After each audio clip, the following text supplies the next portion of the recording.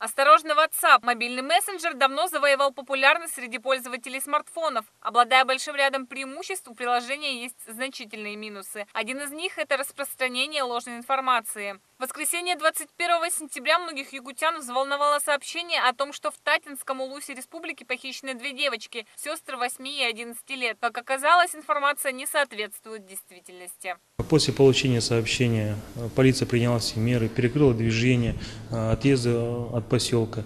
Но в ходе проверки выяснилось то, что она полностью не соответствует действительности. Две девочки, родные сестры, вместе с подругой в строящемся жилом доме развели костер. Им двое мужчин сделали замечание, девочки испугались, убежали. И впоследствии вот одна из них придумала эту историю, чтобы избежать, скажем так, родительского наказания.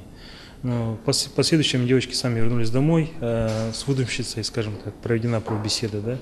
Еще около месяца назад, накануне 1 сентября, тоже по системе WhatsApp распространялись сведения о том, что в Намском районе 1 и 9 сентября ожидается ряд терактов. Причем ссылка шла на официальный источник, на пресс-службу МВД по Республике Саха-Якутия. Да?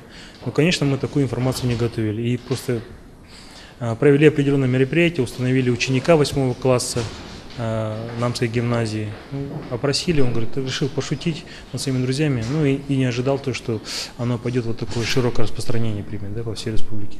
Правоохранительные органы призывают граждан быть осторожными и не доверять неподтвержденной официальными источниками информации, а также не содействовать ее распространению.